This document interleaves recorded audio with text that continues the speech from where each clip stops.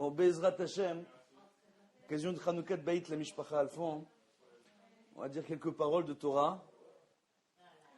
Bezrat Hashem, on voit que la paracha de la semaine, c'est la paracha Toldot.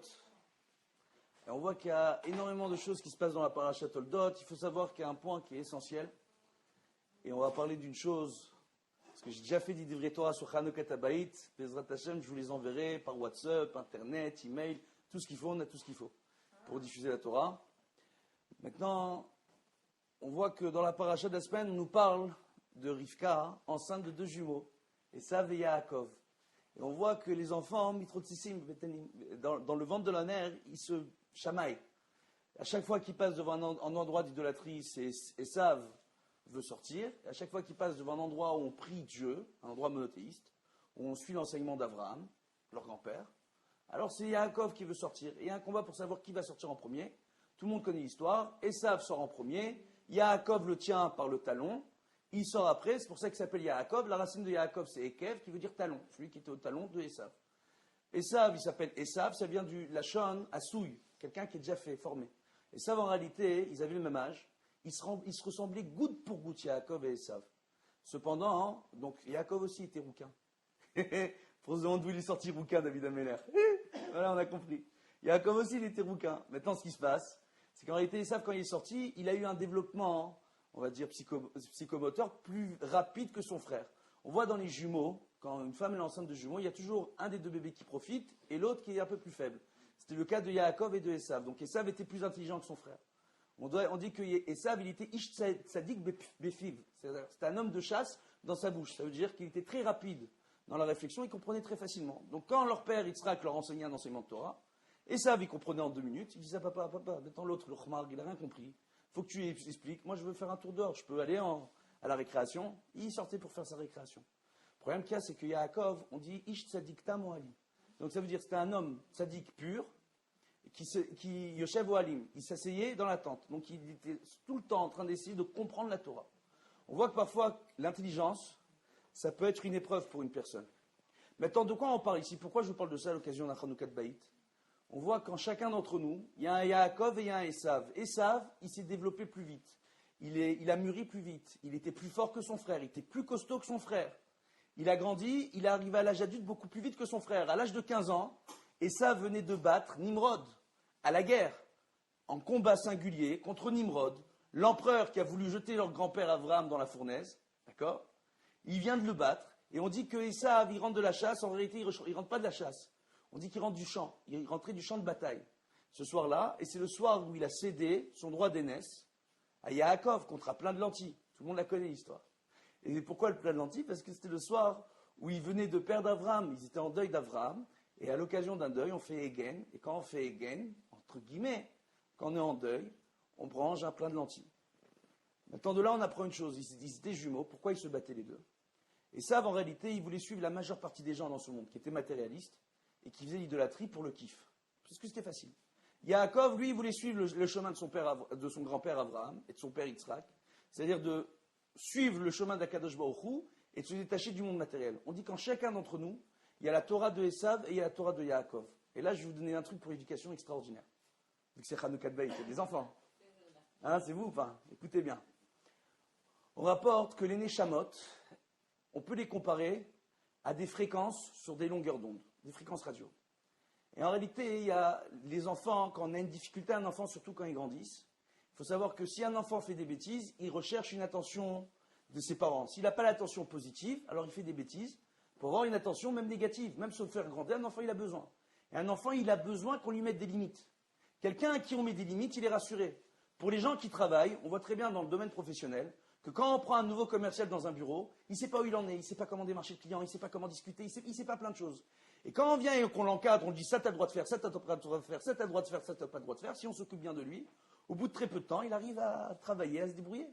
Les gens, ils ont besoin qu'on leur pose des limites. Les enfants, c'est la même chose. Donc ils recherchent parfois l'attention négative pour qu'on leur mette des limites dans l'éducation. Ça t'as le droit, ça t'as pas le droit. Kadosh Baruch Hu, il a fait avec nous quand il nous a donné la Torah. Maintenant, il faut bien comprendre. Quand est-ce qu'on est dans la Torah de Yaakov et quand est-ce qu'on est dans la Torah de Esav? La Torah de Esav, c'est une Torah où on suit ses sentiments, on suit ses envies. Il y a quelqu'un qui se met en colère face à moi, je me mets en colère pour lui répondre. Il y a un enfant qui fait une bêtise, je vais l'éduquer en me mettant en colère. Et je vais lui dire, si tu fais ce que je te dis, je te donne des cadeaux. Hier soir, j'étais chez un couple, un jeune garçon, Dieu bénisse pour lui, ils avaient des problèmes de shlom bayit. Le problème s'est réglé en 2 heures. Pour quelle raison? Le garçon, il a réalisé que Baruch Hashem, il a grandi dans les beaux quartiers avec des parents qui avaient une très bonne situation, mais que les parents ne lui ont jamais donné la tendresse dont il avait besoin. Ils l'ont pourri gâté de cadeaux. Tout ce dont il avait envie, on lui donnait des cadeaux. Et les parents, ils avaient l'impression que c'était aimer l'enfant. Et le garçon, aujourd'hui, il est marié, il réalise qu'il a des problèmes avec sa femme, il a du mal à donner de l'attention à sa femme, mais tout ce qu'elle veut, il lui achète. Il dit, je comprends pas. Tout ce qu'elle veut, je lui achète. Il a réalisé que son problème, c'était par rapport à ses parents. Il a réalisé que ce qui lui manquait, c'était l'attention et la tendresse. Et qu'il était incapable de le faire avec sa femme, parce qu'il n'a jamais connu ça. Ça, c'est la Torah de Esav. Quand on s'attache au matériel et qu'on veut aimer l'autre avec le matériel, pour le matériel. La Torah de Yaakov, c'est on est attentif. Quelqu'un, il se met en colère face à toi, tu ne te mets pas en colère. Un enfant, il se met en colère face à toi, tu prends un contre-pied, tu rigoles avec lui. Entre guillemets, tu plaisantes. Un enfant, il te dit, vous m'écoutez jamais. Tu dis, c'est pas vrai, on t'écoute. Quand tu nous dis que tu as bien travaillé à l'école, on t'écoute. Quand tu nous dis, je sais pas, quand tu nous dis que tu as envie d'aller dormir, on te fait dormir. Quand tu dis que tu as faim, on te donne à manger. L'enfant, il dit, non, vous m'écoutez pas quand je demande quelque chose. C'est pas vrai, on t'écoute. Pourquoi tu dis qu'on ne t'écoute pas? L'enfant, il est déstabilisé. Il n'a pas une réponse de colère. Il a une réponse où on te donne l'attention. Tout ce dont tu as besoin, on te le donne. Pourquoi tu te mets en colère? Où est la différence? C'est que là, on ne se met pas en colère face à l'enfant. On l'essaye, on lui dit, viens ici, je vais t'expliquer. Nous, on t'aime, tu es très important pour nous.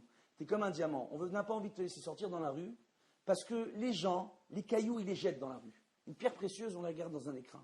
On a envie de te garder à la maison. Fais attention à qui tu fréquentes. Fais attention avec qui tu es. Un enfant, vous lui dites ça, et vous lui dites de temps en temps, je t'aime, même si c'est difficile à dire.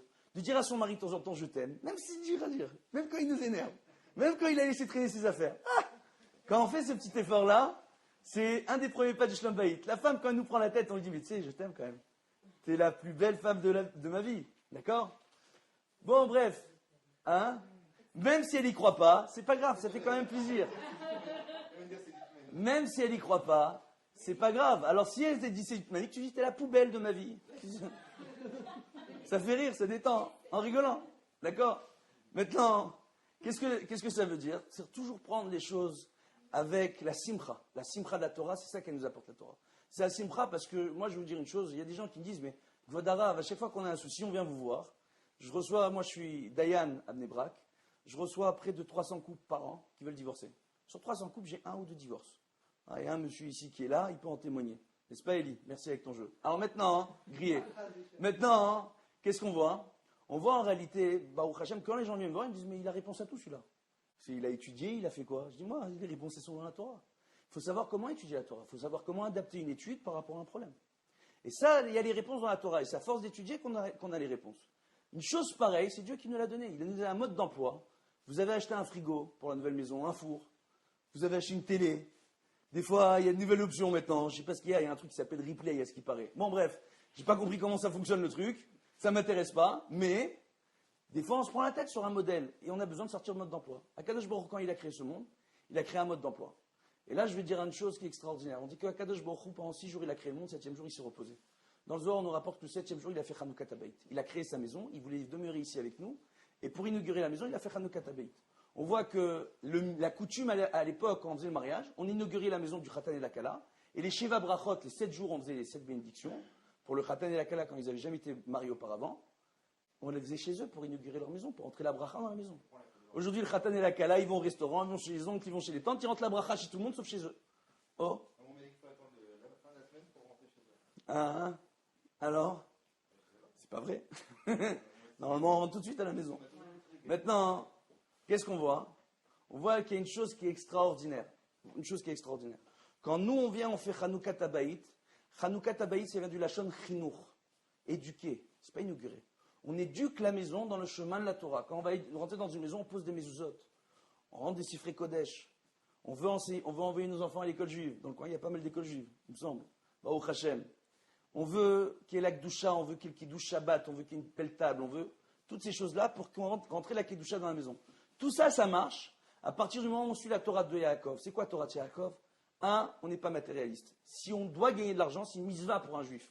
Et comme pour tout homme, de tout faire pour gagner bien sa vie, Pourquoi? Pour avoir de l'argent, pour avoir la belle table le Shabbat, pour faire une belle souka à Sukkot, pour avoir une belle paire de tefilines, pour acheter une belle robe à sa femme le Shabbat, pour lui faire des cadeaux à chaque fête, pour avoir une belle Hanouka, pour faire les mitzvot comme il faut.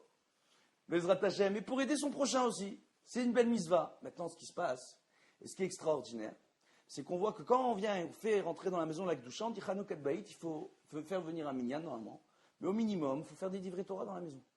Quand on vient et qu'on fait des divrei Torah, ce qu'on est en train de faire, on est en train de faire rentrer une Kedusha dans les choses, dans les objets, dans la maison. Il y a une chose qui est extraordinaire, qui est rapportée par le Rav Nachman de Breslev, et on terminera là-dessus. Je ne vous prendrai pas plus de temps. Le Rav Nachman de Breslev, il rapporte une Gemara où il est dit que Akadosh Baruch Hu, il est partout, et que partout c'est Akadosh Baruch Hu. Donc Dieu, il est partout autour de nous. Quand on arrive à voir Dieu partout autour de nous, dans tout ce qui est autour de nous, il y a la bracha qui vient. Dans la maison, si j'arrive à voir Dieu partout autour de moi, donc il y a tous ces objets-là, ils vont me ramener une bracha autour de moi. Quand on arrive à voir le bien dans tout. Maintenant, le point qu'il y a, c'est quoi? C'est pour être dans la Torah de Yaakov et pas dans la Torah de Esav. 1, ne pas s'énerver. 2, quand on a un différend d'argent avec son prochain, voir s'il est dans le besoin, il n'est pas dans le besoin, s'il a besoin d'un coup de main, si on peut lui trouver une solution, etc., etc. Mais pas faire la guerre à tout prix pour avoir de l'argent, pour sortir l'argent à l'autre. Ça, c'est 1. Maintenant, c'est clair qu'on doit protéger ses intérêts. Mais on doit voir son prochain, l'intérêt de son prochain. De la même façon, c'est clair que dans le couple, parfois, il peut y avoir des tensions. Et ça, je vais vous donner un truc qui est extraordinaire. Qu'en réalité, très souvent, quand l'un fait un reproche à l'autre, ce n'est pas un reproche direct, parce que les gens, ils sont dans l'anecdotique.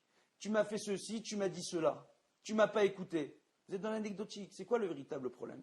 Le problème, c'est que l'autre, c'est votre problème, et que l'autre, c'est votre solution. Et qu'en fait, quand il y a un des deux qui fait le reproche à l'autre, celui qui fait le reproche, il n'est pas en train de parler de la situation, il est en train de dire ce qu'il est en train de ressentir. Si l'autre, il vient, il commence à compter les points, il dit, attends, toi tu me dis comme ça, mais tu as fait comme ceci, tu as fait comme cela. Non, écoute, ton mari, il est en train de te faire un reproche, ta femme, elle est en train de te faire un reproche, parce qu'elle se sent mal, la personne en face de toi se sent mal. Essaye d'écouter le malaise, essaye de régler le malaise avec l'autre. En réfléchissant, remets-toi en question avant d'ouvrir ta bouche. Ça, c'est la Torah de Yaakov. Et ça, il ne se remet pas en question une minute. Et ça, on lui fait un reproche, il va dire à l'autre, c'est ta faute, t'as qu'à te débrouiller, c'est ton problème, c'est pas le mien. Oh.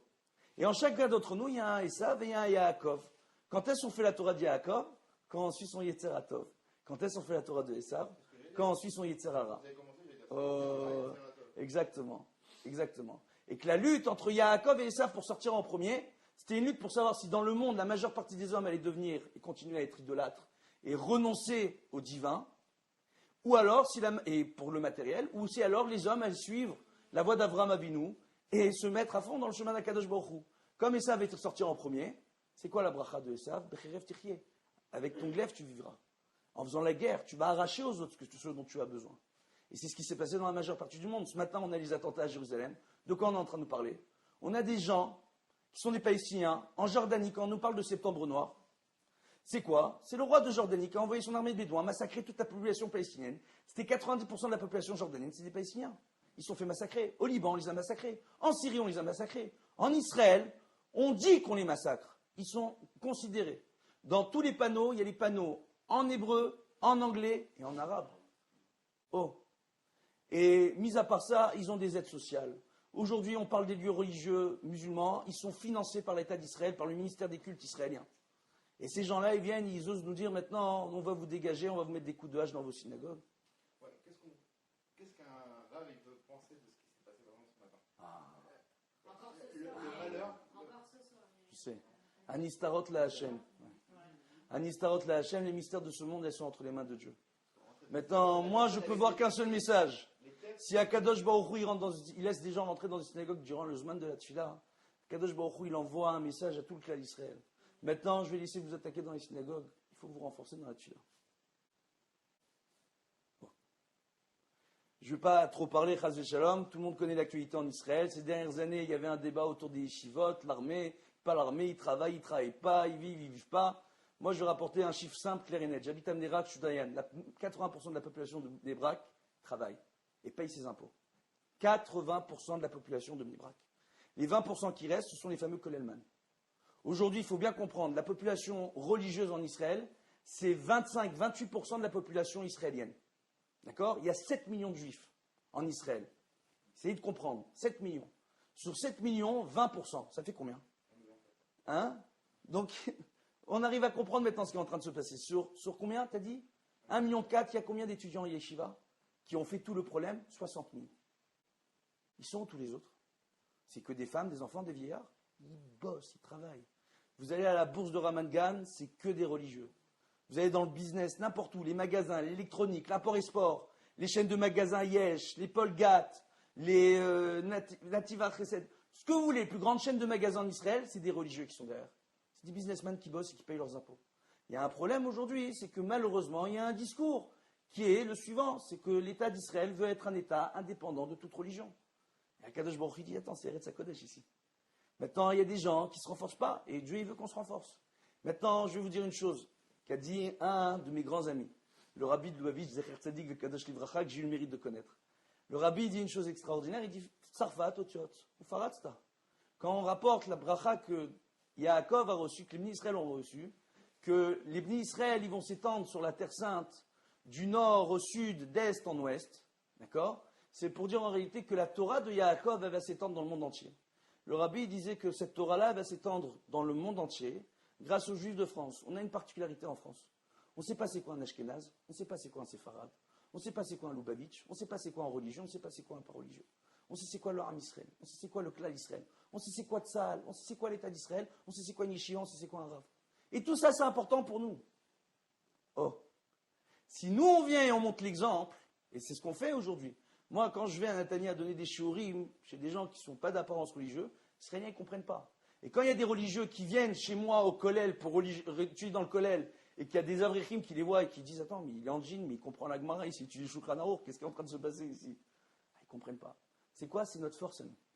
Notre force, c'est pas s'arrêter à l'apparence de l'autre. Notre force, c'est qu'on a la véritable Torah Yaakov. On ne tient pas à la rigueur de notre prochain, on ne s'énerve pas entre nous, et on a l'entraide dans la communauté. Que ça continue à Me'av et Esrim, et que d'ici le petit noyau des Juifs de France arrive à faire un bel exemple. C'est pour ça que les Juifs de France sont autant mis à l'épreuve aujourd'hui. C'est pour ça que Kadosh Baruch Hu, il a peut-être envie de les faire monter en Israël. Be'ezrat Hashem, que vous ayez le mérite d'avoir un bon foyer, d'éduquer vos enfants dans le Derech HaTorah, pour très bientôt nous rejoindre en Israël, avec de l'argent plein la poche, de la Torah plein la tête, Be'ezrat Hashem, pour vous installer en Israël et éduquer vos enfants dans le chemin de la Torah. Amen, Ken Yiratzon.